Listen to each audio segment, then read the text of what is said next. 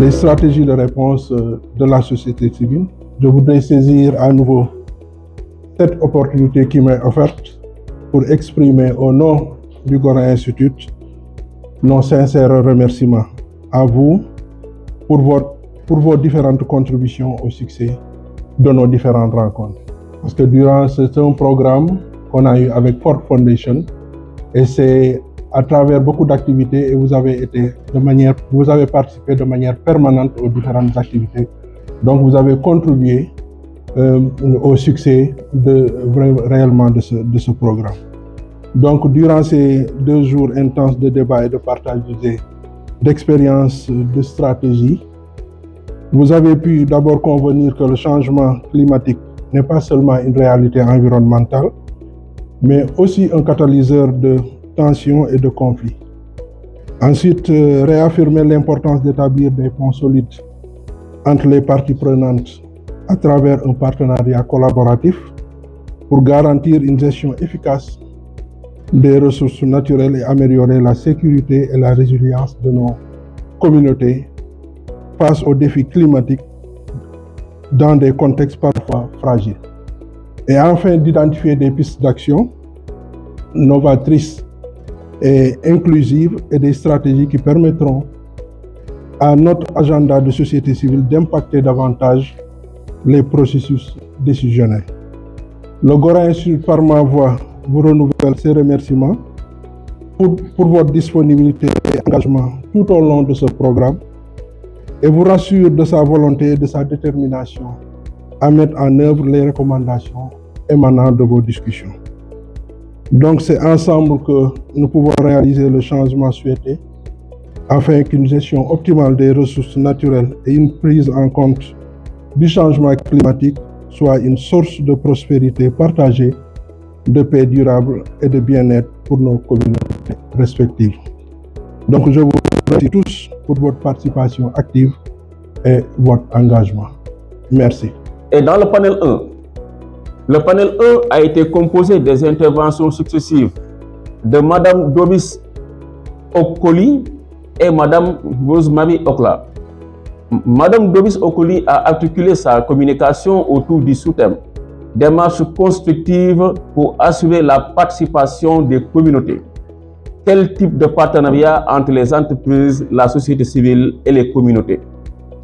Analysant cette problématique sous l'angle des efforts entrepris par la compagnie Allied Gold, Madame Dobis a commencé par une présentation de cette compagnie qui mène ses activités en Afrique de l'Ouest, à travers ses mines en Côte d'Ivoire et au Mali, puis en Éthiopie.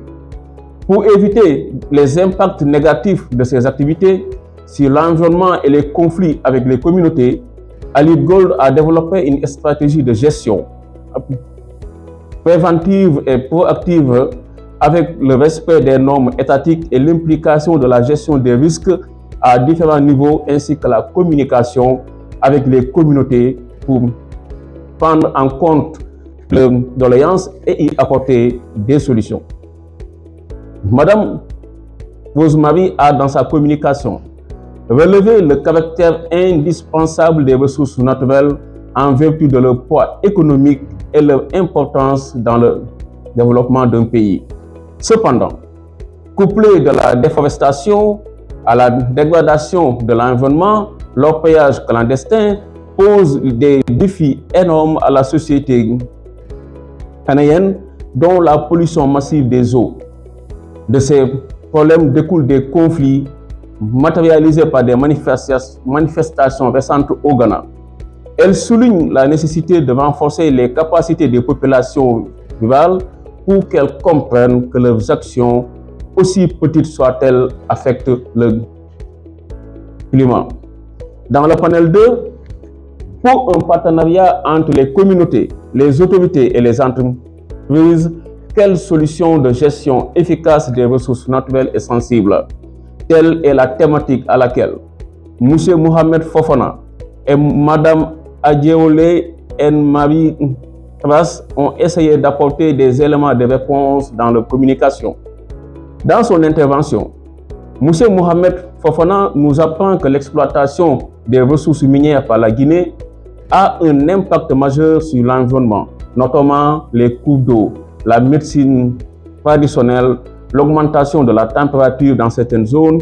Et face à cette situation, il est mis en place des plateformes réunissant tous les acteurs, aussi bien au niveau central que local, visant à avoir une démarche inclusive et préventive des conflits dans les zones impactées. Oui, la question de la gouvernance des ressources naturelles, c'est une question qui polarise toutes les attentions et tous les intérêts, parce que aussi les communautés qui subissent les externalités négatives de l'industrie extractive commencent à s'impatienter quant à la possibilité pour elles de bénéficier des retombées positives, notamment les externalités positives.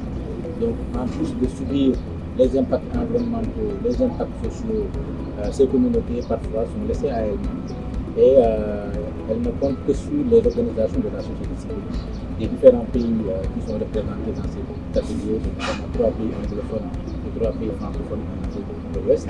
Les communautés ne comptent que sur les organisations de la société civile pour les accompagner, là où parfois l'État et les compagnies mettent plus l'accent sur la mobilisation des ressources plutôt que sur la mitigation des impacts environnementaux et sociaux et sur la protection des droits et des sécurités.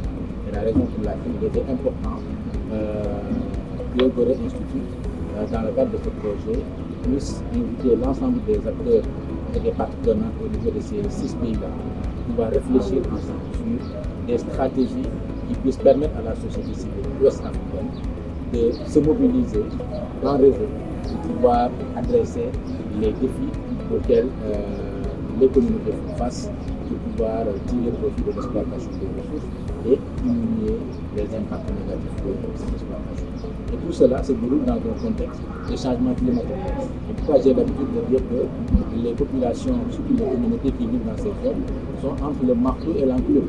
Le marteau des impacts de l'industrie minière et l'enclume des changements climatiques qui ont des impacts néfastes sur l'aridité des terres, la sécheresse, la baisse des productions, etc. Donc il y a énormément de défis qu'il faut relever. C'est pourquoi il est pertinent que Gorée Institute allie les deux concepts. Défi de l'industrie extractive et impact du changement climatique pour pouvoir agir et trouver des voies et moyens pour changer les politiques et les pratiques. Les échanges ont été très fructueux dans la mesure où l'ensemble des parties prenantes qui ont été représentées ici ont véritablement joué les jeux. On a vu durant les travaux du groupe que les différents acteurs, le groupe des anglophones, le groupe des francophones, ont véritablement contribué à partager leur expérience avec une grande générosité, mais aussi j'ai senti une nette volonté de l'ensemble des parties prenantes à s'enrichir mutuellement. Et c'est ça qui a... My name is Mohamed Kone. I'm a journalist and I am from Sierra Leone. We've been here for the past 2 days to attend a regional meeting organized by Goree Institute. And this meeting is about the extractive sector, which is key to all of us, especially we Africans, especially coming from Sierra Leone, because this is one sector that is creating a lot of confusion, conflict for nations, especially African nations. So this conference has opened our eyes to see some of the things, to learn a number of the issues that are happening within our various countries. And one of the things that came out from this meeting is the fact that all of us, all the countries that were here for this meeting, Nigeria, Ghana, Ivory Coast, a lot of Senegal, we share almost the same problems. And so we are all learning and sharing experiences on the things that is happening within our various communities. And going back to our countries, these are some of the issues that we're going to talk about, we're going to write about, and challenging or engaging government so that they see reason to make sure that this sector work for the people. Because this sector, if it does not work for the people, then we are having a problem. And that is why our engagement here with civil society, sharing our experiences, the knowledges that we have gained, is to go back and implement them. So basically, this conference was an eye-opener.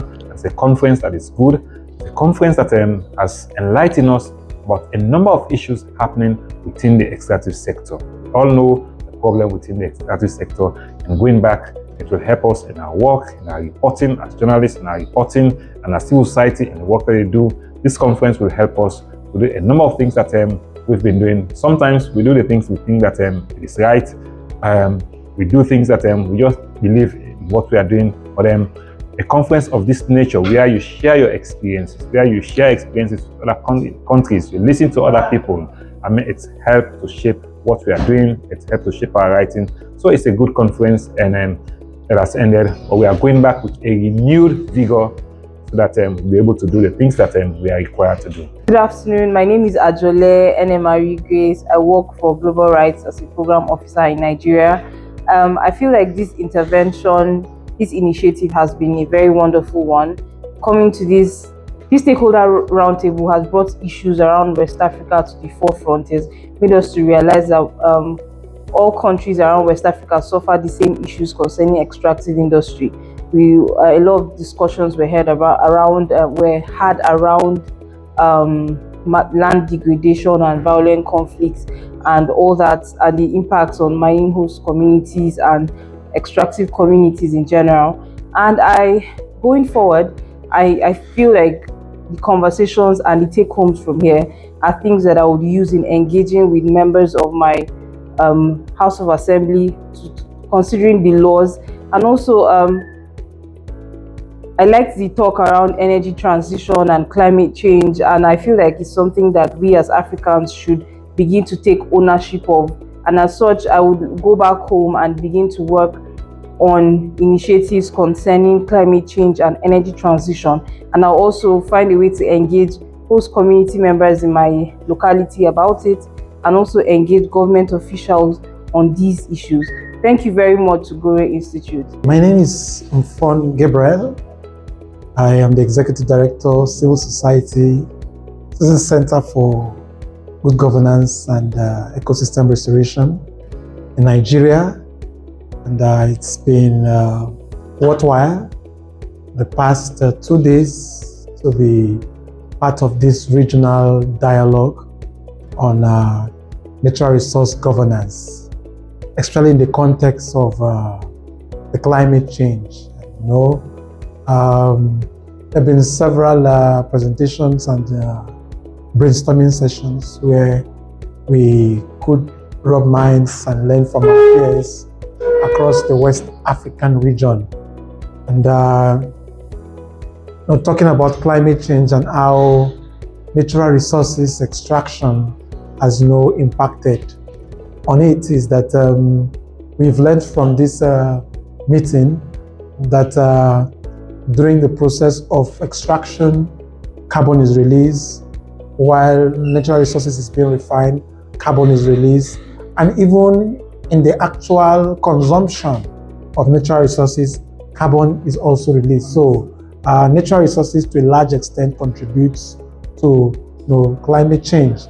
And as African society, this meeting is very, very important, because this is going to help us to set the agenda for our different governments across the continent to take the issues of climate change very serious, not necessarily to adopt hook, line, and sinker the recommendations coming from the West, but recommendations that are homegrown and fits to our context has been one of the high points in this meeting.